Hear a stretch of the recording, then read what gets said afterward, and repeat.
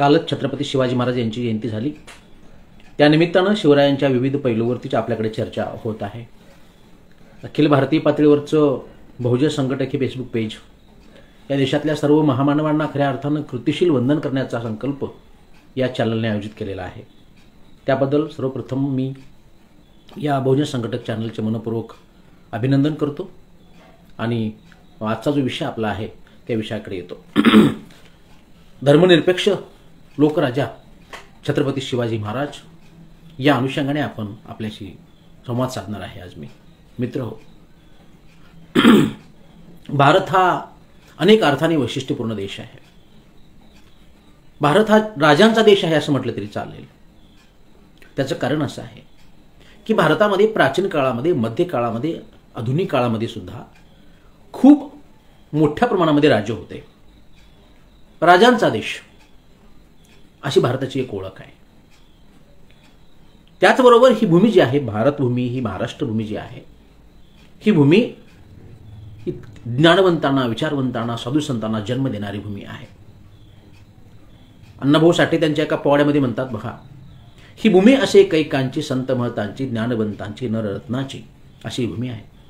आणि या भूमीमध्ये जे अनेक नररत्ने जन्माला आलेली आहेत त्यापैकी एक नररत्न म्हणजे छत्रपती शिवाजी महाराज। जसं आता मी म्हणालो की भारत हा राजांचा देश आहे, परंतु जगाच्या पाठीवर छत्रपती शिवाजी महाराज हे कदाचित असे एकमेव राजे असतील की ज्यांची जयंती महाराष्ट्रामध्ये, गावागावामध्ये, भारतामध्ये प्रमुख ठिकाणी आणि देशामध्ये सुद्धा आणि विदेशामध्ये सुद्धा मोठ्या प्रमाणामध्ये साजरी केली जाते। कारण काय असेल? म्हणजे एखाद्या राजाची जयंती जेव्हा अशा पद्धतीने सगळे लोक साजरी करतात, सगळ्या राज्यातले, सगळ्या भाषेतले, सगळ्या देशातले, जगात सुद्धा, काय कारण आहे हो? खरं म्हणजे राजाची जयंती अनेक सगळ्या राजांच्या होत असतील, त्याचे कुटुंबीय करत असतील त्यांचे, परंतु छत्रपती शिवाजी महाराजांचं मोठेपण नेमकं कशात आहे? तर त्याच्यातला एक महत्त्वाचा पैलू आहे छत्रपती शिवाजी महाराजांचं धर्मनिरपेक्षतेचे विचार। हा त्यातला अत्यंत महत्त्वाचा पैलू आहे। राजा कसा असावा याचं खऱ्या अर्थाने आदर्श उदाहरण म्हणून आपल्याला छत्रपती राजर्षी शाहू आणि त्याचबरोबर त्यांच्या आधी छत्रपती शिवाजी महाराज यांच्याकडे पाहावं लागेल। त्याचं कारण असं की जे मध्यकाळ जो आहे ना आपल्या देशातला, लक्षात घ्या मध्यकाळ, त्या मध्यकाळामध्ये धर्मांधता, अंधश्रद्धा, दैववाद, कर्मकांड, अमानवीय रूढी परंपरा, प्रजेच्या हिताकडे प्रचंड दुर्लक्ष, अन्याय अत्याचार, शेतकरी, महिला यांच्यावरती अन्याय अत्याचार, गोर गरीब, शूद्र, अतिशूद्र यांचं जगणंच नाकारणं आणि जनतेला सर्व प्रकारे लुटणं, मुकी बिचारी जनता कुणीही हाका, असा तो काळ आहे। आणि त्या ठिकाणी भरपूर इतर राज्यामध्ये सुद्धा, देशामध्ये भरपूर राजे आहेत, परंतु हे राजे जे आहेत ते राजे जनतेला, त्यांचे सुख दुःख त्यांना जनतेला काही नाही, कारण कुणीही येईल तर आम्हाला लुटणारच आहे, अशा प्रकारची जनतेची भावना आहे। ज्या राजाचा जो धर्म आहे त्या धर्माच्या लोकांना चांगली वागणूक, बाकीच्यांना मात्र त्यांची पिळवणूक। कितीही पिकलं तरी त्याचा फायदा नाही, कारण तो लुटूनच जाणार। एखादी चांगली स्त्री त्या राज्यामध्ये सुरक्षित राहू शकत नव्हती, कारण ती राजाला किंवा त्या सरदाराला किंवा कुणाला तरी ती त्या ठिकाणी तिच्यावरती त्याची वाईट नजर पडत असे। आणि त्यामुळं हे राजे जे असतात ते राजे अन्याय अत्याचारीच असतात, अशा प्रकारचा एक मोठा समज त्या काळामध्ये होता, किंबहुना तो बऱ्यापैकी खरा होता। परंतु शिवाजी महाराजांचं एकमेव असं राज्य आहे की ज्या राज्यामध्ये जनतेला ते राज्य आपलं वाटलं, हे राज्य माझं आहे। ही जी भूमिका आहे ती छत्रपती शिवाजी महाराजांनी इथल्या सामान्य जनतेच्या मनामध्ये निर्माण केली, ही सगळ्यात मोठी उपलब्धी मानली पाहिजे। भारत हा जसा राजांचा देश आहे तरी सुद्धा त्या ठिकाणी मला भारतातले काही निवडकच राजे महत्त्वाचे वाटतात, ज्यांनी खऱ्या अर्थाने अखिल भारतीय स्तरावरती राजा कसा असतो याचं उदाहरण घालून दिलं। त्याच्यामध्ये प्राचीन काळामध्ये अशोकाचा उल्लेख आपल्याला अत्यंत महत्त्वाचा आहे। ज्या अशोकाने सर्व समाजाला धम्म दिला, सद्विचाराचा मार्ग दिला। त्याच्यानंतर मध्य काळामध्ये अकबराचा उल्लेख करणं आपलं कर्तव्य आहे। ज्या अकबराने मध्य काळामध्ये धर्म सगळीकडे मुस्लिम धर्माचा बोलबाला असताना हिंदूला सुद्धा सन्मानाने वागणूक देण्याचा प्रामाणिक प्रयत्न त्या कालखंडामध्ये अकबराने केला. सर्वांना जय जय शिवराय, जय भीम. बरीचशी मान्यवर उशिरा जॉईन होत आहेत. पुन्हा एकदा सर्वांना जय भीम, जय शिवराय. मित्र हो, राजा कसा असावा याचं उत्तम उदाहरण म्हणजे छत्रपती शिवाजी महाराज असं मी आपणास सांगत होतो. शिवाजी महाराजांचं राजकीय धोरण पहा, सामाजिक धोरण पहा, धार्मिक धोरण पहा, त्यांचं प्रशासन पहा, त्यांचं न्यायदान पद्धती पहा, त्यांचा साम्राज्य विस्तार पहा, त्यांची सुरतेची लूट असतील, या सगळ्या प्रसंगाचं आपण जर बारीक निरीक्षण केलं ना तर खऱ्या अर्थानं छत्रपती शिवाजी महाराज हे एक मानवतावादी राजे होते, एक धर्मनिरपेक्ष विचाराचे राजे होते, हे आपल्याला सूक्ष्मपणे लक्षात येईल. आपण फार पुढे जाण्यापूर्वी आपण काही ठळक घटनांचा उल्लेख या ठिकाणी आपण करूया. पहिली महत्वाची घटना आहे, त्या ठिकाणी शिवाजी महाराजांनी ज्यावेळी स्वराज्य स्थापन करण्याचा संकल्प सोडला आणि आपल्या स्वकीयांचाच त्या ठिकाणी सुरुवातीला बंदोबस्त करण्याचा वेढा उचलला, त्याच्यामध्ये पहिल्यांदा त्यांचा जो संघर्ष झाला तो झाला चंद्रराव मोऱ्यांशी. मोरे हे सातारा जावळी भागातील एक मातब्बर मराठा घराणं होतं आणि मोरे यांना चंद्रराव असा किताब होता आणि मोऱ्यांना असं वाटायचं की आम्हीच राजे आहोत, शिवाजी राजा नाही, तुम्ही कुठले राजे, तुम्ही कोण कुठचे राजे, अशा प्रकारचा सवाल त्या चंद्रराव मोरे यांनी शिवरायांना केलेला होता. आणि मग संघर्ष झाला आणि त्या ठिकाणी चंद्रराव मोऱ्यांचा पाडाव केला झाला. प्रसंग त्याच्या पुढचा महत्वाचा आहे. ज्यावेळी चंद्रराव मोऱ्यांचा पूर्ण पाडाव झाला त्यावेळी काही लोकांनी महाराजांना सुचवलं की आता ह्या सगळ्या मोऱ्यांना नेस्तनाबूत करा. परंतु महाराजांनी त्यावेळी सांगितलं की सगळे मोरे माझे शत्रू नाहीयेत, चंद्रराव सोडले तर बाकी सगळे माझीच जनता आहे, त्यांना मी त्रास का देऊ. आणि म्हणून महाराजांनी बाकीच्या मोऱ्यांना अजिबात त्रास दिला नाही, त्यांना सन्मानाने राहू दिलं.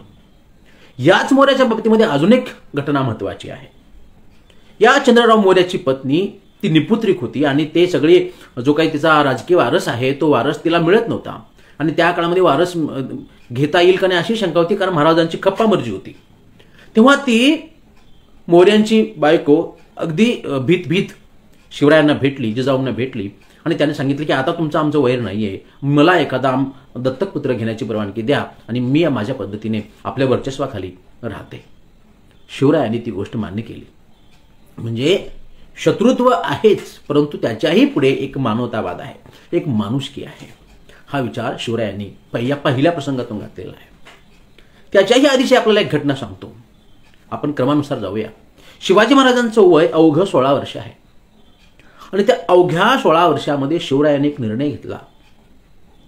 रांझे नावाचं गाव होतं आणि त्या गावच्या बजाजी पाटील नावाच्या एका स्वकीय मराठा गावच्या पाटलाने एका स्त्रीवरती अन्याय अत्याचार केला. आता ही स्त्रियावरती अन्याय अत्याचार करणाऱ्या घटना या सातत्याने होतच होत्या. परंतु ही घटना ज्यावेळी शिवाजी महाराजांच्या कानावर आली, वय अवघं 16 वर्ष आहे, महाराजांनी निर्णय दिला त्या बजाजी पाटलाला ताबडतोब दरबारामध्ये घेऊन या आणि त्याला दरबारामध्ये घेऊन आणण्यात आलं.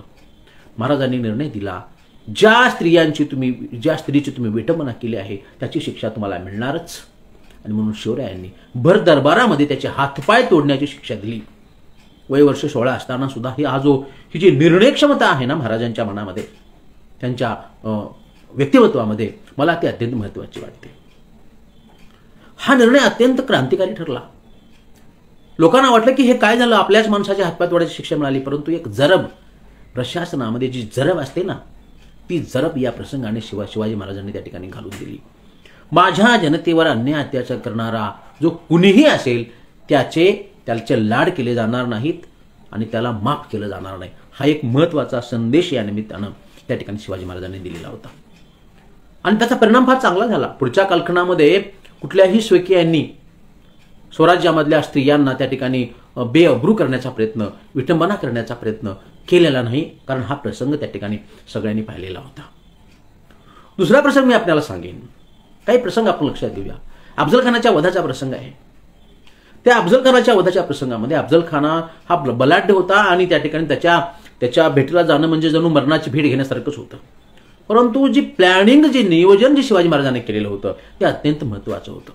एका बाजूला अफजल खानाला गाफील ठेवायचं, आपण खूप घाबरलो आहोत असं दाखवायचं आणि आपलं मायक्रो प्लॅनिंग करायचं.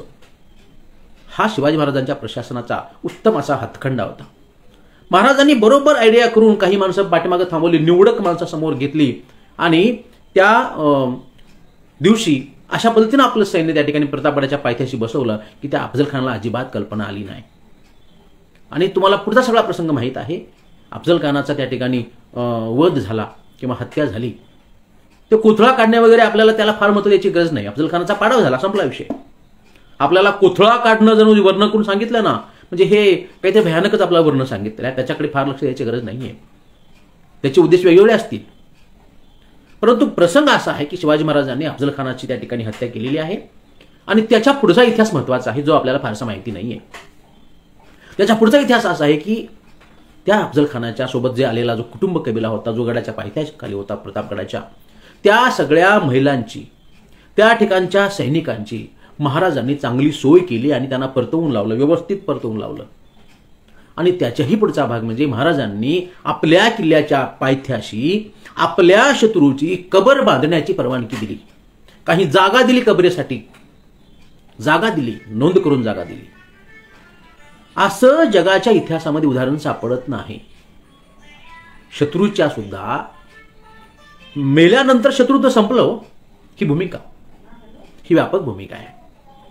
जोपर्यंत शत्रुत्व होतं, जिवंत होतं, तोपर्यंत शत्रुत्व होतं. परंतु मेल्यानंतर मात्र त्याच्या मृतदेहाची विटंबना करता कामा नये असं मानून शिवाजी महाराजांनी त्या ठिकाणी प्रतापगडाच्या पायथ्याशी जागा दिली. तिथं औरंगजेबाची कबर आजही आहे. आजही त्या ठिकाणची ती व्यवस्था त्या ठिकाणी चालू आहे. मुस्लिम वस्ती तिथं आजही आहे. म्हणजे हा झाला राजकारणाच्या पलीकडचा एक माणुसकीचा प्रयत्न, राजकारणाच्या पलीकडे असणारा एक धर्मनिरपेक्षतावाद, जो महाराजांनी मध्यकाळामध्ये दाखवला आणि त्या पद्धतीनं आचरण केलं. हे अत्यंत महत्वाचं आहे. कारण त्या काळामध्ये धर्माचा एवढा जबरदस्त प्रभाव त्या ठिकाणी राजकारणावरती, समाजकारणावरती, सांस्कृतिक क्षेत्रावरती होता की त्या धर्माच्या प्रभावाकडून बाजूला येणं सहजासहजी शक्य नव्हतं. महाराज मात्र त्याच्यातून, त्या धर्माच्या प्रभावाखालून अलगदपणे बाहेर आले आणि त्यांनी उत्तम पद्धतीचं प्रशासन चालवलं. हे आपल्याला या प्रसंगातून दिसतं. आपल्याला सुरत लुटीचा प्रसंग माहीत आहे. त्यातला एक प्रसंग मी आपल्याला सांगतो. त्या सुरत लुटीमध्ये शिवाजी महाराजांनी अमाप अशा पद्धतीची लूट केली. परंतु त्या लुटीमध्ये शिवाजी महाराजांचं धोरण शत्रूची संपत्ती लुबाडणे आणि हाय ते सगळं धुवून नेणे असं नव्हतं. जी संपत्ती औरंगजेबाने किंवा मोगलांनी वाममार्गाने कमवलेली आहे, गरिबांचा गळा घोटून कमवलेली आहे, ती घेऊन जाणे आणि त्याचा स्वराज्यासाठी उपयोग करणे हा महाराजांचा हेतू होता. तो त्यांनी साध्यही केला. त्या सुरत लुटीच्या नंतर अजिंक्य असा सिंधुदुर्ग किल्ला आमच्या सिंधुदुर्ग जिल्ह्यामध्ये उभा राहिला. परंतु त्या सुरत लुटीच्या वेळी एक पारेख नावाचा एक मोठा व्यापारी होता, पारेख नावाचा. आणि त्या पारेख नावाच्या व्यापाऱ्याविषयी, त्याच्या घराविषयी, त्याच्या पूर्वजाविषयी महाराजांना बऱ्यापैकी माहिती होती. महाराजांना माहित होते की त्या ठिकाणी पारेख कुटुंब आहे अत्यंत दानशूर कुटुंब आहे. गरिबाला त्या ठिकाणी मोठ्या प्रमाणामध्ये त्यांनी दानधर्म केलेला आहे. आणि म्हणून महाराजांनी त्या पारेख नावाच्या व्यक्तीच्या दुकानाला, त्याच्या त्या प्रॉपर्टीला अजिबात हात लावलेला नाही. म्हणजे अशा प्रसंगी सुद्धा नीतिमत्ता सुचणे ही फारच मोठ्या मनाच्या माणसांचं काम आहे, जे शिवाजी महाराजांनी त्यावेळी ते दाखवलं. आणि तो प्रसंग सुद्धा त्या ठिकाणी तसाच महत्वाचा आहे. असे कितीतरी प्रसंग आपल्याला शिवाजी महाराजांच्या बाबतीमध्ये पाहता येतील. त्यानंतर मी तुम्हाला अजून 2-3 प्रसंग सांगेन. पहिला महत्वाचा प्रसंग आहे आग्रा भेटीचा. दुसरा महत्वाचा प्रसंग आहे पन्हाळगडाला वेढा पडलेला. या 2 प्रसंगामध्ये, तिसरा तर आपल्याला माहितीच आहे, परवा तानाजी चित्रपट घेऊन गेला, तुम्ही सर्वांनी पाहिलेला आहे तो पावनखिंडीचा प्रसंग. परंतु पहिले जे 2 प्रसंग आहेत, आग्रा भेटीचा प्रसंग आणि पन्हाळगडाला वेढ्याचा प्रसंग, त्या आग्रा भेटीच्या प्रसंगी ज्यावेळी शिवाजी महाराज त्या ठिकाणी निसटले, त्यावेळी त्या महाराजांच्या पलंगावरती त्या ठिकाणी एक माणूस महाराज होऊन झोपलेला होता. तो होता मदारी मेहतर. हा मदारी मेहतर शिवाजी महाराजांचं रूप घेऊन झोपलेला आहे. आणि हा म्हणजे अशा पद्धतीनं, म्हणजे जीव धोक्यात घालणं काय असतं ना, बघा ते. त्यांना माहित आहे की आता इथून जर मी सापडलो तर माझी काही खरं नाही, माझी हत्याच होणार, हे माहित आहे ना मदारी मेहतरला. तरीही मदारी मेहतर त्या ठिकाणी थांबला. शिवाजी महाराजांचं रूप घेऊन त्या ठिकाणी थांबला. योगायोगाने निसटला, जीव वाचला. परंतु काय, किती मोठं ते धारिष्ट, प्राण गेला तेच चालेल असं म्हणण्यासारखंच होतं. परंतु दुसऱ्या प्रसंगामध्ये पन्हाळगडाला ज्यावेळी जुल्फिकार खानाने वेढा घातलेला होता आणि त्या पन्हाळगडावरून निसटणं भाग होतं, त्यावेळी त्या पन्हाळगडाच्या, ज्यावेळी महाराज पन्हाळगडावरून विशाळगडाकडे पालखीतनं गेले, त्यावेळी दुसरा एक माणूस त्या ठिकाणी होता, शिवाजी महाराजांचं रूप घेऊन थांबलेला होता.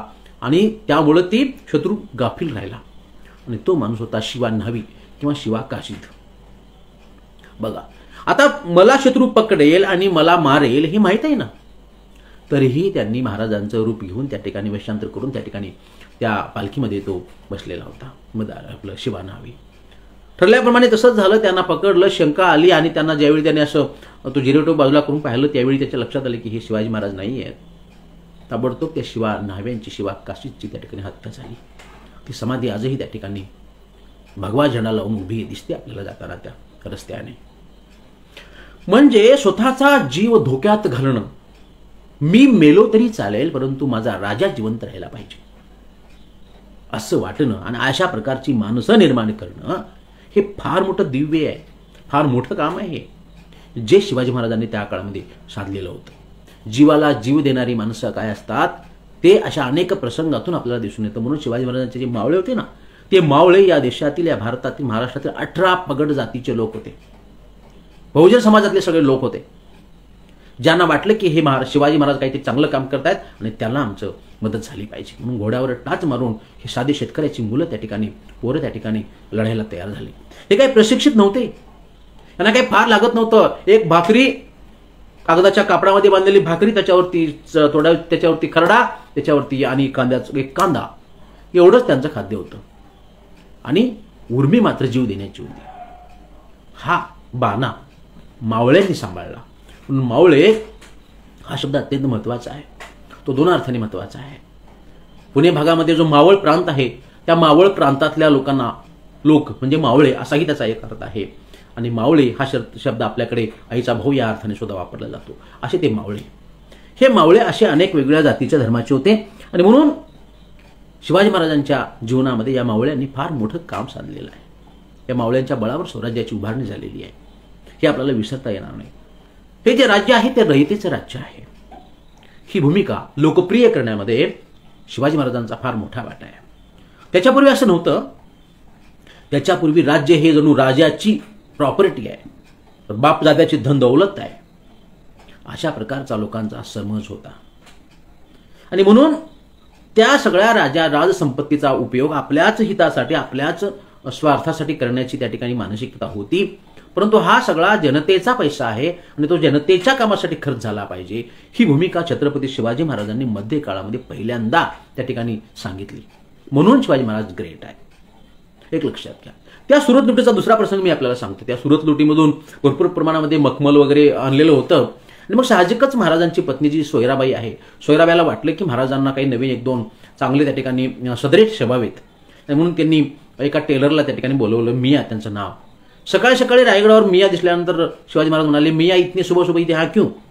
तेव्हा त्यांनी सांगितलं की मला महाराणी साहेबांनी बोलवलेलं आहे आणि त्या ठिकाणी आपल्याला काही सदरी शिवायचे आहेत. महाराजांनी सोयराबाईला बोलवलं. त्यांनी सांगितलं कापड कुठं आहे? तर त्यांनी सांगितलं की तुमच्या सुरतेच्या लुटीतलं काही टाके काढलेले आहेत, त्याच्यातनं ते मी तुम्हाला शिवणार आहे, कारण तुम्ही कुतुबशहाच्या भेटीला जाणार आहात. त्यावेळी महाराजांनी स्पष्टपणे सांगितलं की ही जी सुरतेची लूट आहे ना, ती जनतेसाठी आणलेली आहे, ही माझी आपल्या बापजाद्याची संपत्ती नाही आहे. त्याचा वापर अशा पद्धतीने आपल्या कामासाठी करायचा नाही आहे, हे ठासूनपणे सोयराबाईला महाराजांनी सांगितलं. याच्यावरून त्यांची राज्यकारभाराची भूमिका आपल्या लक्षात येते.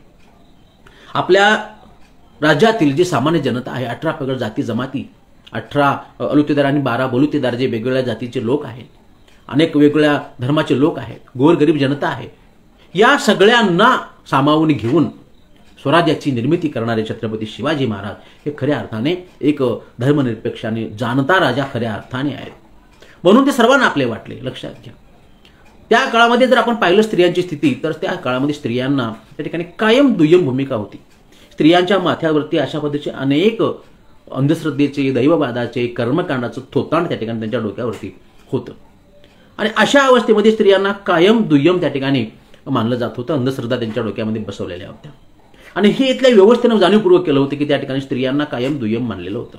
परंतु महाराज मात्र अत्यंत आधुनिक विचाराचे होते. त्यांनी महाराजांनी स्त्रियांना समान प्रतिष्ठा देण्याचा प्रयत्न केला. हे त्यांच्या घरातनंच झालेलं होतं. आपल्याला माहित आहे, जिजाऊंनी ज्या पद्धतीनं शिवाजी महाराजांचे संस्कार केलेले होते त्याच्यातनं शिवाजी महाराज घडत गेले. बघा, एखाद्या मुलावरती जसे संस्कार आपण करतो तसं ते घडत जातं किंवा ते बिघडत जातं.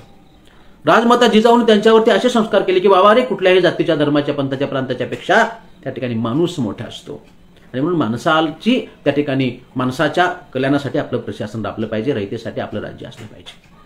त्याच्या नावावरती अनेक कथा रचल्या गेल्या महाराजांच्या त्या त्यांच्या कामकाजाच्या विषयी, त्यांच्या लढाईविषयी. परंतु ते महाराजांचा त्या ठिकाणी कुठल्याही अंधश्रद्धेला थारा नव्हता, हे आपण लक्षात घेतलं पाहिजे. छत्रपती शिवाजी महाराजांनी एवढे किल्ले, साधारण 365 पेक्षा अधिक किल्ले आहेत, आणि त्या किल्ल्यावरती त्या ठिकाणी शिवाजी महाराजांनी कधीही कुठलीही पूजा अर्चा केल्याचं, सत्यनारायण घातल्याचं त्या ठिकाणी उदाहरण आपल्याला सापडत नाही. कारण शिवाजी महाराज अशा या थोतांडांना मान्यता देणारे नव्हतेच. एक प्रसंग याही निमित्ताने आपल्याला सांगतो मी, की त्या ठिकाणी राजाराम महाराजांचा जन्म, म्हणजे राजारामाचा जन्म जो झाला तो पालथा जन्माला आला, राजपुत्र राजाराम. आणि त्यावेळी रायगडावरती अशी अफवा पसरली की त्या ठिकाणी हे शुभ शकून नाही, अपशकून आहे आणि मग काहीतरी केलं पाहिजे वगैरे. त्यावेळी महाराजांच्या ज्यावेळी लक्षात आलं हे असं काहीतरी चालू आहे, त्यांनी सांगितलं की काही गरज नाहीये, राजाराम पालथा जन्माला आला याचा अर्थ तो मोगलाई पालथी घालेल. म्हणजे हा जो सकारात्मक ऊर्जा देण्याचा विचार आहे किंवा अंधश्रद्धेला विरोध करण्याचा विचार आहे, तो मला वाटतं अत्यंत महत्वाचा आहे. त्या काळामध्ये अशा पद्धतीचा आधुनिक विचार करणं ही फार मोठी गोष्ट आहे असं मला वाटतं. आपल्याला माहित आहे की त्या मध्य काळामध्ये सरासपणे महिलांचा बाजार भरायचा, जसा आता पशुपक्ष्यांचा भरायचा, व्यवस्था तशी काळ तसा होता. परंतु महाराजांचा दृष्टिकोन याच्यामध्ये आहे की महाराजांनी जो पत्रव्यवहार केलेला आहे ना, सापडतो आपल्याला तो. महाराजांनी त्या ठिकाणी सुरतच्या गव्हर्नरशी करार केलेला होता. एक त्या करारामधलं एक विधान आहे, कलम आहे. त्या करारामध्ये एक कलम असा आहे की महाराज म्हणतात की यापूर्वीचा जो कोणी तुमचा बादशाह होता त्या बादशहाने तुम्हाला काही काही गोष्टी दिलेल्या असतील, म्हणजे स्त्रियांची खरेदी किंवा विक्री करण्याची, स्त्रियांची आणि पुरुषांची खरेदी आणि विक्री करण्याची त्या ठिकाणी तुम्हाला परवानगी दिली असेल, परंतु माझ्या राज्यामध्ये मात्र तुम्हाला अशा पद्धतीनं स्त्रियांची पुरुषांची खरेदी विक्री करण्याची कोणतीही परवानगी मिळणार नाही. माझ्या जर या नियमाला प्रतिबंध कराल तर आपले सर्व व्यापार विषयक करार रद्द केले जातील. ही शिवाजी महाराजांची भूमिका होती आणि ही भूमिका त्या ठिकाणी अत्यंत महत्वाची आहे. सर्व जनतेला न्याय देणारे राजे, सर्व जातीच्या सर्व धर्माच्या लोकांना समान न्याय देणारे राजे, केवळ गो ब्राह्मण प्रतिपालक नव्हे. आपल्याकडे चुकीचा इतिहास सांगितलेला आहे सगळा. गो ब्राह्मण प्रतिपालक केवळ आपल्या गायीचं रक्षण करणारे आणि ब्राह्मणांचं रक्षण करणारे राजे नव्हते. या राज्यातील प्रत्येक सामान्य माणसाला न्याय देणारी शिवाजी महाराजांची भूमिका होती. आणि म्हणून त्यांची जी श्रद्धा होती ती श्रद्धा सुद्धा डोळस होती, विवेकी होती. त्या ठिकाणी आंधळी अंधश्रद्धा शिवाजी महाराजांनी कधीही ठेवलेली नव्हती. म्हणून त्यांनी शेतकऱ्यांना न्याय दिला, व्यापाऱ्यांना न्याय दिला, व्यावसायिकांना न्याय दिला आणि आपलं राज्य मजबूत करण्याचा प्रयत्न केला. अनेक राजे असे होते की ज्यांनी फक्त राज्य जिंकलं. राज्य जिंकणं सोपं असतं, राज्य प्रशासन चालवणं कठीण असतं. शिवाजी महाराजांनी राज्य जिंकलं सुद्धा आणि सांभाळलं सुद्धा. आपल्या घरातल्या सगळ्या स्त्रियांना त्यांनी पूर्ण अधिकार दिले होते, लक्षात घ्या. आणि म्हणूनच त्या ठिकाणी महाराणी येसूबाई असतील, महाराणी ताराबाई असतील, ह्या सगळ्यांनी नंतर फार मोठं कर्तृत्व गाजवलं. त्याची सुरुवात शिवाजी महाराजांच्या समतावादी धोरणामध्ये आपल्याला दिसून येतं, लक्षात घ्या. म्हणून शिवाजी महाराजांनी जो काही संघर्ष केला, ज्या काही लढाया केल्या, त्या लढाया धार्मिक होत्या का? नाही. त्या लढाया साम्राज्य विस्तारासाठी होत्या. त्या लढाया हिंदू विरुद्ध मुस्लिम अशा होत्या का? तर नाही. त्या लढाया किंवा तो संघर्ष जातीय किंवा धार्मिक स्वरूपाचा कधीही नव्हता. एक समतावादी राजा आपल्या प्रशासनासाठी आणि जो कोणी जनतेवर अन्याय अत्याचार करेल त्याच्यावर संघर्ष करण्यासाठी त्या ठिकाणी शिवाजी महाराजांनी सातत्याने आपलं प्रशासन चालवलेलं आहे. असे कितीतरी प्रसंग आपल्याला सांगता येतील. कोल्हापूरजवळ नेश्रीच्या त्या घाटामध्ये आपल्याला माहित आहे की 7 मराठ्यांनी त्या आदिलशहाच्या सरदाराशी त्या ठिकाणी संघर्ष केला. 7 मराठे, वेळात मराठे वीर दौडले 7. ते 7 वाटतं अनेक लोकांना, ते 7 आहे, 7. ते 7 मराठा सरदार आहेत. त्याच्यातला सगळ्यात महत्वाचा आहे प्रतापसिंह गुजर, दुसरा आहे सिद्धी हिलाल आणि बरीच नावं त्याच्यामध्ये आहेत. या 7 लोकांनी संघर्ष करण्याचा प्रयत्न केला, परंतु या 7 लोकांना त्या ठिकाणी शेवटी संघर्ष किती जरी केला तरी ती फौज मोठी होती आणि त्यांचा पराभव झाला. त्यांचं स्मारक सुद्धा त्या ठिकाणी नेसरीला आहे. ज्यावेळी ही बातमी प्रतापराव गुजर गेल्याची बातमी महाराजांना समजली तेव्हा त्यांना अतिशय वाईट वाटलं, घाई झाली असं ते म्हणाले. आणि प्रतापराव घाई केलात हे त्यांचं वाक्य आहे. त्यांना अतिशय वाईट वाटलं. परंतु त्याच्या पुढचा प्रसंग तुम्हाला मी महत्वाचा सांगतो की त्याचा प्रसंग पुढचा महत्वाचा आहे की महाराजांनी त्या ठिकाणी त्या प्रतापरावाच्या घरी गेले. त्यांची मुलगी जी जानकीबाई होती त्या जानकीबाईचा विवाह आपल्या मुलाशी केला, राजारामाशी केला. म्हणजे जे आपल्या स्वराज्यासाठी ज्यांनी जीव कुर्बान केलेला आहे अशा लोकांना महाराजांनी वाऱ्यावर सोडलं नाहीये. त्यांच्या रोजीरोटीची सोय केलेली आहे, त्यांना प्रशासनाने त्यांच्या पिढ्यांना सामावून घेतलेला आहे, हे लक्षात घ्या. आपल्याला हा त्या तानाजी पिक्चरमध्ये आपण पाहिलेला आहे. तानाजीचा जरी त्या ठिकाणी बलिदान झालं असलं तरी नंतरच्या पिढ्या त्यांच्या पूर्णपणे शिवाजी महाराजांच्या चाकरीत होत्या, नोकरीत होत्या. कारण हे महाराजांनी हे तत्व होतं की आपल्या स्वराज्यासाठी ज्यांनी रक्त सांडलेलं आहे त्यांच्या रक्ताच्या सर्व नातेवाईकांना शिवाजी महाराजांनी आपल्या स्वराज्यामध्ये त्या ठिकाणी सामावून घेतलेलं होतं. ही शिवाजी महाराजांची अत्यंत भूमिका आहे. म्हणून शिवाजी महाराजांनी अशा पद्धतीनं शेतकरी असेल, शेतमजूर असेल, सर्वांना न्याय देण्याचा प्रयत्न केला. शिवाजी महाराजांचे असे स्पष्ट आदेश होते बघा की त्या ठिकाणी सैनिकांना दिलेले आदेश असे होते की ज्यावेळी तुम्ही एखाद्या आक्रमणासाठी जाल किंवा साम्राज्य विस्तारासाठी जाल त्या ठिकाणी तुम्ही न्यायाने वागलं पाहिजे. तुम्हाला जर समजा जळण फाटा लागला किंवा लाकूड फाटा लागला किंवा धनधान्य लागलं, ते सगळं धनधान्य तुम्ही 4 पैसे देऊन मिळवले पाहिजेत. नाहीतर लोकांना वाटेल त्या ठिकाणी मोगलाई बरी, असं शिवाजी महाराजांचं विधान आहे, लक्षात घ्या. म्हणून तुम्हाला जो काय लागेल तो शेतकऱ्यांच्या मिरचीच्या देठाला सुद्धा हात लावता कामा नये, अशा पद्धतीची त्या ठिकाणी शिवाजी महाराजांचे राजांचे आदेश होते, हे लक्षात घ्या. अशा पद्धतीनं शेतकऱ्यांची सोयी सवलती करणारा राजा, जमिनीची मोजणी करणारा राजा आणि केवळ जमिनीवर नव्हे तर आलेल्या पिकावर आधारित कर, योग्य तो कर लावणारा राजा. पूर्वी काय व्हायचं, जेवढी जमीन असते तेवढं सरसकट कर लावला जात असे. मग उत्पन्न येईल न येईल, पाऊस पडेल न पडेल त्याची काही चिंता त्या ठिकाणी केली जात नव्हती. शिवाजी महाराजांनी मात्र त्या ठिकाणी जेवढं उत्पन्न आलंय त्याच्यावरती योग्य असा कर लावण्याचा प्रयत्न केला.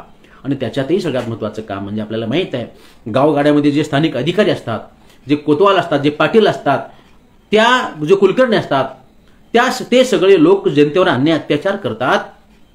आणि म्हणून त्या सगळ्यांवर जरब बसवण्यासाठी शिवाजी महाराजांनी सांगितलं की तुमच्या वतनदाऱ्या जागिऱ्या बंद करा, यापुढे तुम्हाला सरकारमधून रोख रक्कम दिली जाईल. म्हणजे जो काही भ्रष्टाचार त्याच्यामध्ये होत होता तो भ्रष्टाचार थांबवण्यासाठी छत्रपती शिवाजी महाराजांनी अशा पद्धतीनं नवीन धोरण सुरू केलं आणि या लोकांना पगारी नेमण्याची पद्धत सुरू केली. वतनदारी जहागिरी पद्धत त्या ठिकाणी बंद केली. आणि अशा पद्धतीनं शेतकऱ्यांना न्याय देणारा राजा, ही जी प्रजा आहे त्या प्रजेमुळे आपण आहोत, ही जाणीव ठेवून काम करणारा छत्रपती शिवाजी महाराजांचा त्या ठिकाणी जो कल्याणकारी दृष्टिकोन होता तो दृष्टिकोन महात्मा फुल्यांच्या लक्षात आला. आणि म्हणून महात्मा फुल्यांनी त्या ठिकाणी सर्वप्रथम पोवाडा शिवाजी महाराजांवरची लिहिला. सर्वप्रथम महाराजांनी त्या ठिकाणी शिवाजी महाराजांची त्या ठिकाणी रायगडावरची समाधी खोदून काढली. तो सगळा प्रसंग आपल्याला माहित आहे. लक्षात घ्या मित्र हो, इसवी सन 1680ला इसवी सन 1680ला त्या ठिकाणी शिवाजी महाराजांचा मृत्यू झाल्यानंतर मधल्या काळामध्ये पुढे 100-150 वर्ष जरी झाली असली तरी पुढे साधारणतः 1819 शतक 200-300 वर्ष त्या ठिकाणी साधारण 200 वर्ष शिवाजी महाराजांच्या समाधीकडे साफ दुर्लक्ष झालेलं होतं. जाणीवपूर्वक त्या ठिकाणी शिवाजी महाराजांच्या राज्याकडे, त्यांच्या किल्ल्यांकडे आणि त्यांच्या दृष्टीकडे, त्यांच्या समाधीकडे दुर्लक्ष करण्याचं काम इथल्या पेशवाईमध्ये झालेलं होतं.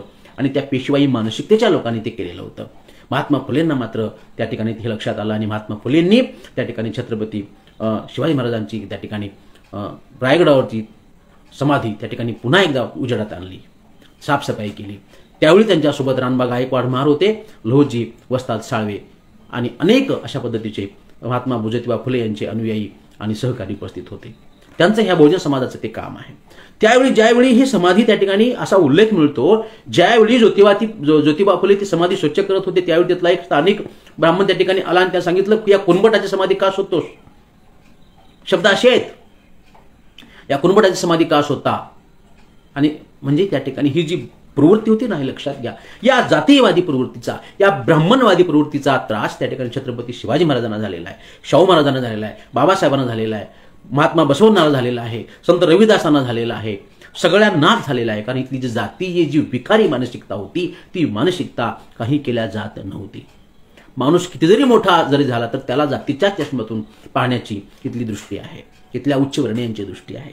आणि म्हणून बाबासाहेबांना त्रास झाला, शिवरायांना त्रास झाला, शाहू महाराजांना त्रास झाला. ही मानसिकता त्या ठिकाणी जात नव्हती. आणि म्हणून ह्या रयतेच्या कल्याणासाठी झटणाऱ्या या राजांची समाधी खऱ्या अर्थानं महात्मा फुले यांनी शोधून काढली आणि सर्व सार्थक असं नाव दिलं कुळवाडी भूषण. कुळ म्हणजे शेतकरी, शेतकऱ्यांचं भूषण असणारा हा राजा आहे. म्हणून कुळवाडी भूषण ही अत्यंत सार्थ अशी उपमा त्या ठिकाणी महात्मा ज्योतिबा फुले यांनी दिलेली आपल्याला दिसून येते. हा भाग या ठिकाणी यासाठी महत्त्वाचा आहे की जे काही साधू संत होते त्या साधू संतांचा खरा विचार जर कोणी सांगितला असेल तर तो त्या ठिकाणी खऱ्या अर्थाने आचरणात आणणारे हे छत्रपती शिवाजी महाराज होते. त्यांच्यावरती जशा काही वेगवेगळ्या पंथांच्या धर्मगुरूंचा प्रभाव होता, गुरूंचा प्रभाव होता, तसा मुस्लिम धर्मगुरूंचा सुद्धा प्रभाव होता. आपल्याला माहित आहे की त्या ठिकाणी श्रीगोंद्यामध्ये जो काही शरीफची दर्गा आहे, शरीफची दर्गा, त्या दर्ग्याला किंवा रत्नागिरी जिल्ह्यामध्ये केळशी नावाचं गाव आहे, त्या केळशीच्या त्या ठिकाणी दर्ग्याला त्या ठिकाणी मोठ्या प्रमाणामध्ये जमिनी दान धर्म त्या ठिकाणी शिवाजी महाराजांनी केलेला आहे. केवळ हिंदूंच्याच मंदिरांना किंवा देवालयाला मदत केली असं नाही, तर छत्रपती शिवाजी महाराजांनी त्यांच्या एकूण आयुष्यामध्ये कधीही कोणतीही मशीद पाडलेली नाही आणि त्यांनी सर्व जनतेला न्याय देण्याचा प्रयत्न केला आणि मोठ्या प्रमाणामध्ये मुस्लिम धर्माच्या अनेक सरदार त्यांच्या दरबारामध्ये होते हे आपल्याला माहित आहे. ज्या मदारी मेहतरचा उल्लेख केला मी ते, आणि असे कितीतरी नूर बेग, शिवाजी महाराजांचे सरनौबत असलेले नूर बेग मोहम्मद, हे असे अनेक मुस्लिम सरदार शिवाजी महाराजांच्या दरबारामध्ये होते. आणि म्हणून त्या ठिकाणी जातीचा उदो न करता त्या ठिकाणी शिवाजी महाराजांनी फक्त कर्तबगारी पाहिली आणि त्या कर्तबगारीमध्ये शिवाजी महाराजांनी सर्वांना समान पद्धतीनं न्याय देण्याचा प्रयत्न केला. शिवाजी महाराजांच्या या न्यायी आणि कल्याणकारी भूमिकेचं वर्णन त्या ठिकाणी शत्रूच्या सुद्धा त्या ठिकाणी सैनिकांनी, इतिहासकारांनी केलेलं आपल्याला दिसून येतं. आपल्याला माहिती आहे औरंगजेबाचा एक कट्टर असा एक इतिहासकार होता, खाफी खान त्याचं नाव. हा खाफी खान म्हणतो शिवाजी महाराजांच्या स्त्रियांच्या विषयी बोलताना प्रामुख्याने खाफी खान म्हणतो की जसा भाऊ आपल्या बहिणीची काळजी घेतो, जसं आई आपल्या मुलाची काळजी घेतो, तशा पद्धतीनं शिवाजी राजा आपल्या जनतेची काळजी घेतो. हे खाफी खानाच्या इतिहासातली नोंद आहे, लक्षात घ्या. आणि म्हणून शत्रूला सुद्धा अशा पद्धतीनं वाटणारा हा राजा मला वाटतं अत्यंत महत्वाचा असा एक नवीन दृष्टिकोन आपल्याला देऊन जातो. 91 कलमी बखरीचा एक उल्लेख या ठिकाणी आपल्याला मी करतो. 91 कलमी बखरीमध्ये असा एक उल्लेख आहे की त्या ठिकाणी कर्नाटक महाराष्ट्राच्या बॉर्डरवरती एक बेलवाडीचा किल्ला आहे आणि त्या बेलवाडीच्या किल्ल्यामध्ये त्या ठिकाणी देसाई नावाची एक स्त्री होती. तिने अनेक महिने किल्ला लढवला आणि मराठ्यांचा सरदार जो सखुजी गायकवाड त्यांनी तो किल्ला जिंकला. परंतु जिंकल्याच्या उन्मादामध्ये त्या सावित्रीबाई देसाई या महिला सरदारावरती त्या ठिकाणी या सखुजी गायकवाडाने त्या ठिकाणी अन्याय अत्याचार केला. ही ज्यावेळी बातमी त्या ठिकाणी शिवाजी महाराजांना समजली त्यावेळी शिवाजी महाराज रागाने लालबुंद झाले आणि त्यांनी त्याच वेळी दरबारामध्ये सांगितलं या सरदार सखुजी गायकवाड यांचे डोळे काढण्यात यावे. असा विचार नाही केला की तुम्ही कर्तबगारी केलेली आहे म्हणून तुमचे सगळे गुन्हे माफ, नाही. कितीही कर्तबगारी केलात आणि जर महिलांच्यावरती जर वाईट नजरेनं तुम्ही जर पाहिलात तर तुमची गय केली जाणार नाही, तुम्हाला शिक्षा दिली जाईल. हा पायंडा शिवाजी महाराजांनी त्या ठिकाणी आपल्याला दाखवून दिलेला आपल्याला दिसून येतो. याच्यामधून शिवाजी महाराजांची मोठेपण आपल्याला लक्षात येतं. आणि म्हणून लक्षात घ्या, किंग्सले डेव्हिस नावाचा एक इतिहासकार आहे, परकीय इतिहासकार. तो किंग्सले डेव्हिस असं म्हणतो की त्या ठिकाणी शिवाजी महाराजांचं जे प्रशासन आहे ते प्रशासन किंवा शिवाजी महाराजांचं जे राज्य आहे ते केवळ महाराष्ट्रापुरतं, ते केवळ हिंदूंपुरतं किंवा केवळ भारतीयांपुरतं मर्यादित नाही, तर शिवाजी महाराजांचं व्यक्तिमत्व हे संपूर्ण जगातील लोकांना प्रेरणा देणार आहे. ही जाणीव त्या ठिकाणी जगामधल्या लोकांना झालेली आहे. आणि म्हणून शिवाजी महाराजांचं मोठेपण त्याच्यासाठी आहे. शिवाजी महाराजांच्या बाबतीमध्ये त्यांनी धर्माच्या बाबतीमध्ये त्या ठिकाणी अत्यंत सुंदर आणि अत्यंत व्यापक अशा पद्धतीची भूमिका त्यांनी घेतलेली होती. 1669चा त्यांचा एक आदेश आहे, त्याच्यामध्ये ते स्पष्टपणे म्हणतात की ज्याचा धर्म त्याने करावा त्यात कुणीही बखेडा करू नये. ज्याचा धर्म त्याने करावा त्यात कुणीही बखेडा करू नये. याचा अर्थ काय? प्रत्येकाला आपल्या धर्माप्रमाणे वागण्याचा अधिकार आहे. म्हणजे आपल्या भारतीय संविधानाचं जे आत्ताची कलमं सांगतात ना, म्हणजे भारतीय संविधानामध्ये आता आपण समतावाद पाहतो, त्या ठिकाणी धर्मनिरपेक्षता पाहतो, त्या ठिकाणी सामाजिक मूल्य पाहतो, त्या सगळ्यांचा त्या ठिकाणी पार्श्वभूमी आपल्याला या छत्रपती शिवाजी महाराजांच्या धोरणामध्ये असल्याचं आपल्याला दिसून येते. आणि म्हणून कोणत्याही प्रकारच्या अंधश्रद्धेला त्यांनी थारा दिला नाही, जसं मी तुम्हाला सांगितलं. शिवाजी महाराजांचं एक पत्र उपलब्ध आहे बघा. त्या पत्रामध्ये कान्होजी जेदे जे मराठ्यांचे सरदार होते ते सरदार आजारी होते आणि त्या आजारी असलेल्या महाराजांना शिवाजी पत्र लिहिलेलं आहे. त्या पत्रामध्ये महाराजांनी स्पष्टपणे सांगितलेलं आहे की कुठल्याही देवाच्या किंवा भोंदूगिरीच्या अंधश्रद्धेच्या गंड्या दोऱ्याच्या नादाला लागू नका, योग्य तो औषधोपचार घ्या, असं सरळ पत्र आहे. म्हणजे याचा अर्थ शिवाजी महाराजांनी अशा पद्धतीनं कुठल्याही गंड्या दोऱ्यावर, यात्रा जत्रेवर, नवस सायासावर, वृत्त वैकल्यावर, उपास तपासावर कधीही विश्वास ठेवला नाही. शिवाजी महाराज हे वैज्ञानिक दृष्टी स्वीकारणारे एक कल्याणकारी व्यक्तिमत्व होतं, लक्षात घ्या. त्यांच्या आतापर्यंतच्या जेवढ्या लढाया आपण पाहिल्या त्या प्रत्येक लढाईमध्ये शिवाजी महाराजांनी बघा दिवस कोणते निवडलेले आहेत. साधारणतः अमावस्येचे दिवस शिवाजी महाराजांनी निवडलेले आहेत. असं काही शुद्ध, पवित्र, अपवित्र असं काही त्यांनी केलेलं नाही. प्रत्येक दिवस हा सारखाच असतो आणि तो चांगलाच असतो. आपण तो चांगला मानून काम केलं पाहिजे. प्रत्येक दिवस महत्वाचा असतो. जसं पंचांग वगैरे काही बांधण्याची आवश्यकता नाही, हा विचार याच्या पाठीमागे होता.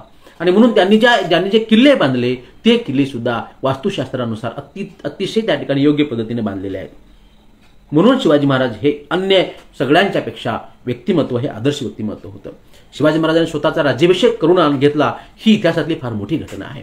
विशेषतः मराठ्यांच्या इतिहासामध्ये, महाराष्ट्राच्या इतिहासामध्ये शिवराज्याभिषेकाचं महत्त्व हे अत्यंत महत्त्वाचं यासाठी आहे की त्याच्या आधी असा समज निर्माण करून ठेवलेला होता इथल्या ब्राह्मण्यवादी व्यवस्थेनं की या ठिकाणी क्षत्रिय एकही जिवंत नाही आणि क्षत्रिय नाही याचा अर्थ बाकीचे कोणी राजा होऊ शकत नाहीत, फक्त ब्राह्मणच राजा होऊ शकतो. या मानसिकतेला छेद देण्याचं काम त्या ठिकाणी शिवाजी महाराजांच्या त्या राज्याभिषेकामुळे झालं. आपल्याला माहित आहे शिवाजी महाराजांच्या राज्याभिषेकाला किती कडाडून विरोध केला इथल्या महाराष्ट्रातील जातीयवादी प्रवृत्तीने. आणि म्हणून या सगळ्या जातीयवादी प्रवृत्तीचं विश्लेषण डॉक्टर बाबासाहेब आंबेडकरांनी फार चांगल्या पद्धतीने केलेलं आहे. त्या ठिकाणी मुंबईमध्ये एका शिवजयंतीला बाबासाहेब उपस्थित होते. त्या ठिकाणी बाबासाहेबांच्या सर्व कल्याणकारी धोरणाची अत्यंत सविस्तर पद्धतीने मांडणी बाबासाहेबांनी केली आणि शेवटी सांगितले की शिवाजी महाराजांचं हे कल्याणकारी राज्य होतं, परंतु त्यांचं राज्य पेशव्यांना राखता आलं नाही. समतावादी दृष्टिकोन पेशव्यांना राखता आलं नाही. आणि त्याचवेळी त्यांनी मराठा समाजाला सुद्धा त्या काळामध्ये सांगितलं की शिवाजी महाराजांचे चांगले विचार तुम्ही आत्मसात केले पाहिजेत. हा बाबासाहेबांचा दृष्टिकोन होता. बाबासाहेब सुद्धा शिवाजी महाराजांना अत्यंत आदर्श अशा पद्धतीने मानत होते. आणि म्हणून बाबासाहेब ज्यावेळी महाडच्या त्या ठिकाणी सत्याग्रहाला गेले त्यावेळी बाबासाहेबांनी जाणीवपूर्वक छत्रपती शिवाजी महाराजांचं दर्शन त्यांनी त्या ठिकाणी समाधीचं दर्शन घेतलं. आपल्या सोबतच्या सहकार्याला सांगितलं की ही सगळी स्वच्छता करा आणि त्या ठिकाणी जाता येता त्या पाचाडच्या किल्ल्यावरती जाता येता छत्रपती शिवाजी महाराजांचा विजय असो अशा प्रकारच्या घोषणा या ठिकाणी बहिष्कृत वर्गाने दिलेल्या होत्या. ही भूमिका आहे. महाराज हे सर्वांना आपलं वाटणारं व्यक्तिमत्व होतं. असं म्हणतात की असा उल्लेख मिळतो आपल्याला शिवाजी महाराजांच्या एकूणच त्यांच्या त्या प्रशासनामध्ये कितीतरी किल्ले हे किल्लेदार हे मांग, महार, रामोशी, धनगर, कोळी, भंडारी अशा छोट्या छोट्या जातींकडे होते. शिवाजी महाराजांच्या सैन्याविषयी बोलताना परकीय इतिहासकार म्हणतात, उपहासाने म्हणतात की शिवाजीने छोट्या छोट्या जातीचे लोक गोळा केलेले आहेत, त्याचं सैन्य काही फार प्रशिक्षित नाही असं त्यांना म्हणायचं. म्हणजे परकीयांच्या दृष्टिकोनातून शिवाजी नावाचे एक पुस्तक आहे त्याच्यामध्ये हा सगळा संदर्भ आपल्याला पाहायला मिळतो. म्हणून शिवाजी महाराजांनी जो राज्याभिषेक केला तो अत्यंत क्रांतिकारी आणि महत्त्वाचा आहे. कारण त्यामुळे मराठ्यांची निष्ठा व्यक्तीभोवती न राहता सिंहासनाभोवती केंद्रित झाली. व्यक्तीपेक्षा समाज श्रेष्ठ असतो, व्यक्तीपेक्षा सिंहासन श्रेष्ठ असतं. ही जी भूमिका आहे ती भूमिका या राज्याभिषेकाच्यामुळे त्या ठिकाणी शक्य झाली. आणि म्हणून नंतरच्या कालखंडामध्ये मराठ्यांच्या निष्ठा एका व्यक्तीभोवती न राहता त्या सिंहासनाभोवती राहिल्या आणि म्हणून हा संघर्ष त्या ठिकाणी छत्रपतीसाठी संघर्ष झाला. आपल्याला माहिती आहे संभाजी महाराजांच्या मृत्यूनंतर सुद्धा 27 वर्ष औरंगजेबाला सळो की पळो करून सोडणारे हे जे मराठी होते, मराठी सरदार. मराठा हा शब्द पुन्हा सांगतो, मराठा हा शब्द त्या काळामध्ये जातीवाचक नव्हता. मराठा हा शब्द त्या काळामध्ये जातीवाचक नव्हता. तर नंतर ती जात म्हणून त्या मराठा शब्दाला नंतर नामाभिमान प्राप्त झालं हे लक्षात घ्या. याचा एक उल्लेख तुम्हाला मी या निमित्तानं सांगतो.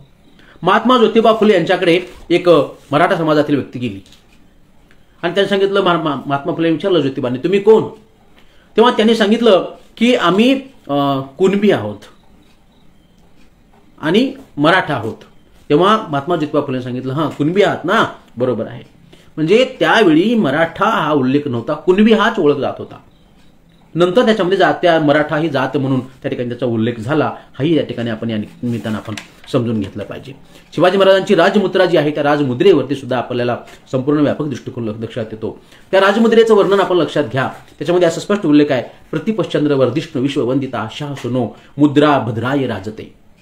म्हणजे त्या ठिकाणी प्रतिपदेच्या चंद्राच्या कलेप्रमाणे शिवाजी महाराजांचं हे राज्य वृद्धिंगत होणार आहे अशा पद्धतीचा एक आशावाद आपल्याला त्या ठिकाणी शिवाजी महाराजांच्या या राजमुद्रेतून लक्षात येतो. लक्षात घ्या मित्र हो, छत्रपती शिवाजी महाराजांचा इतिहास अत्यंत व्यापक आहे, सर्वांना प्रेरणा देणारा आहे, परंतु तो दुर्दैवाने सर्वांच्या समोर सकारात्मक पद्धतीने आणि क्रांतिकारी पद्धतीने, व्यापक पद्धतीनं, बहुजन पद्धतीनं छत्रपती शिवाजी महाराजांचा इतिहास मांडला गेला नाही. काही गोष्टी जाणीवपूर्वक लपवण्यात आल्या, काही गोष्टी जाणीवपूर्वक थोपवण्यात आल्या आणि म्हणून शिवाजी महाराजांचा सर्व इतिहास त्या ठिकाणी सर्वांना समजू शकला नाही.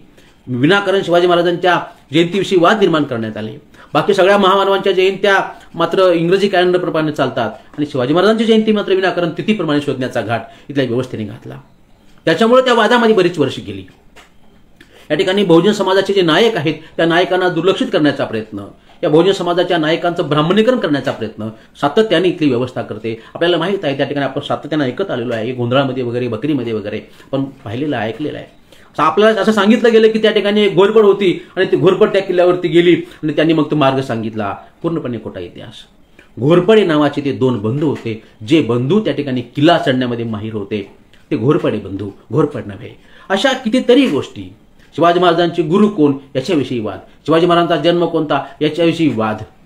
म्हणजे विनाकारण महामानवांना वादामध्ये अडकवून ठेवून त्यांच्या कार्यकर्तृत्वाला बगल देण्याची जी जातीय विखारी मानसिकता आपल्याला या निमित्तानं दिसते ती आपण सगळ्यांनी समजून घेतलं पाहिजे. आणि शिवाजी महाराजांना एका जातीमध्ये, एका धर्मामध्ये बंदिस्त करण्याचा घाट इथल्या राजकारण्यांनी घातलेला आहे, तोही आपण हाणून पाडला पाहिजे. मित्रहो, शिवाजी महाराजांचे एक पत्र आहे, 3 एप्रिल 1679 ते पत्र आहे. ते पत्र शिवाजी महाराजांनी औरंगजेबाला लिहिलेलं आहे. त्या पत्रामध्ये शिवाजी महाराज म्हणतात, संपूर्ण इतिहास त्या ठिकाणी सांगतात, अकबराने 52 वर्ष राज्यकारभार केला, त्याच्यानंतर जहांगीराने राज्यकारभार केला, शहाजहानने राज्यकारभार केला, परंतु त्या सर्वांनी त्या ठिकाणी हिंदू धर्मियावरती मोठ्या प्रमाणात त्रास दिला नाही. विशेषतः अकबराच्या बाबतीमध्ये शिवाजी महाराजांनी अत्यंत चांगलं उदाहरण त्या ठिकाणी दिलेलं आहे. आणि म्हणून आपण जे अल्लाह आणि परमेश्वर याच्यामध्ये जे काही आपण जी गल्लत करत आहात ती चुकीची आहे. कोणताही अल्लाह किंवा कोणताही देव हा त्या ठिकाणी सामान्य प्रजेची लूट करायला शिकवत नाही.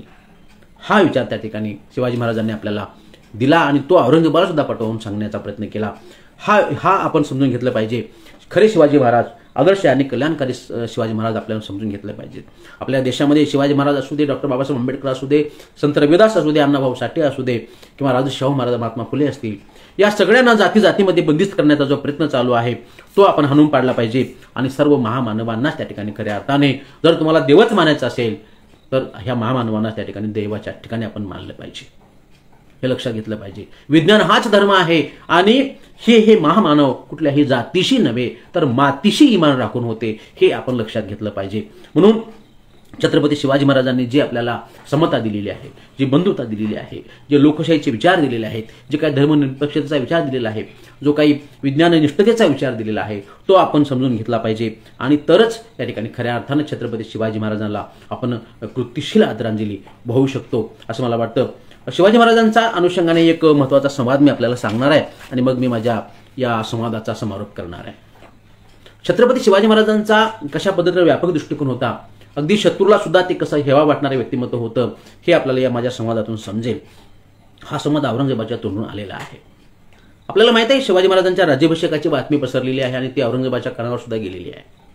आणि त्यामुळे औरंगजेब एका बाजूने खिन्न झालेला आहे की बाबा संपूर्ण भारतामध्ये मला मुघली सल्तनत स्थापन करायची होती आणि आता मराठ्यांचं राज्य स्थापन झालेलं आहे. अनेक सरदारांनी त्या ठिकाणी मराठ्यांना अडवण्याचा प्रयत्न केला, परंतु तो फसला. आणि म्हणून शिवाजी महाराजांच्या या कार्यकर्तृत्वाचा एका अर्थाने हेवा औरंगजेबाला वाटतोय. ही सगळी भावना त्याने आपल्या मुलांसह बोलून दाखवलेली आहे. असा दरबार भरलेला आहे आणि त्या दरबारामध्ये औरंगजेबाच्या विजयाचे अलकाप चालू आहेत. आणि हे अलकाप चालू असतानाच त्या ठिकाणी औरंगजेबाचं त्याच्या मुलासह आगमन होतं. आणि त्यावेळी थोड्याशा खिन्न आवाजामध्ये तो सुरुवात करतो. तो काय म्हणतोय ते मी आपल्याला सांगतो आणि मग आपण थांबूया.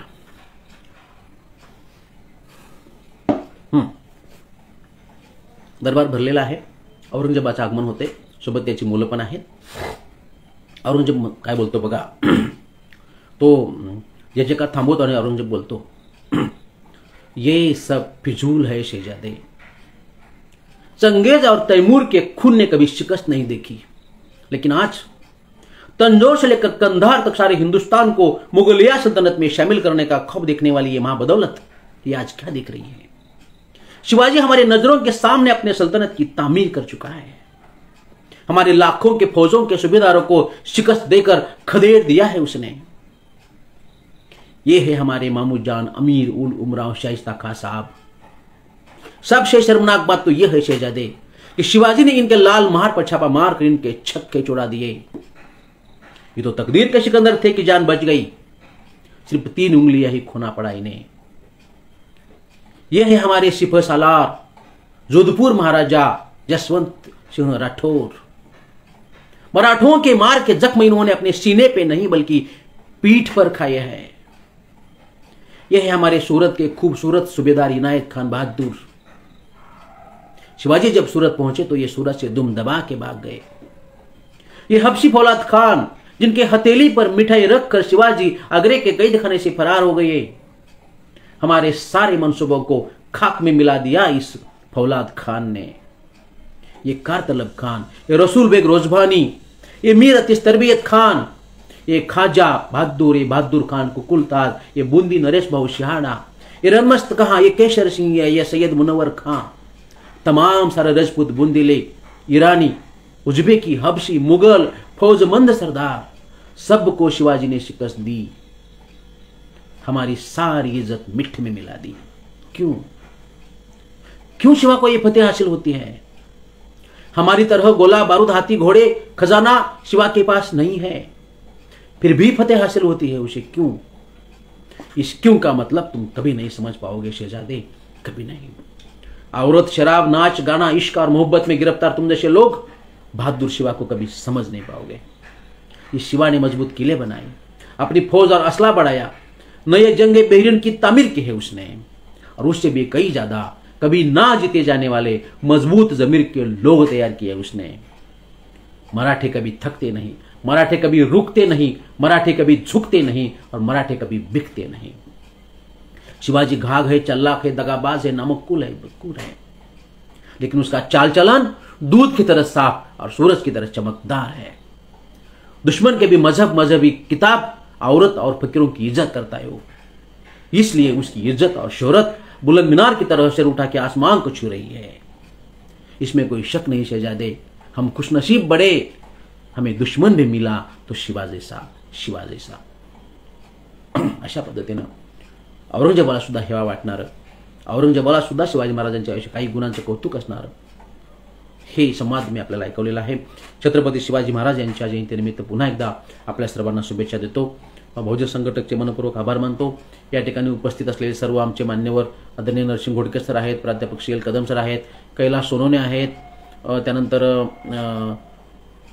आमचे राहुल शारदा आहेत, रत्नाकरजी आहेत, कैलासजी आहेत, बरेच मान्यवर आहेत। वेळ अचानकपणे मी बदलल्यामुळं आपल्याला हे झालं असेल थोडंसं। आपण सर्वांनी पुन्हा एकदा मुनेश्वर आहेत, सर्वांचे मनपूर्वक आभार मानतो। सर्वांनी यूट्यूबला हे निश्चितपणे हे व्हिडिओ पाहावं, शेअर करावं, सबस्क्राईब करावं, कमेंट्स कराव्यात अशा प्रकारची विनंती करतो आणि थांबतो। जय भीम, जय शिवराय।